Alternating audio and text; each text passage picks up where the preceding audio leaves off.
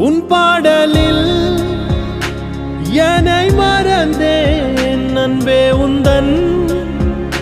வழி நடந்தேன் வீணையின் நாதம் போல் நானும் உனக்கு சங்கதியில்லாத சங்கீதம் எதற்க இனி உனது விழி அது எனது வழி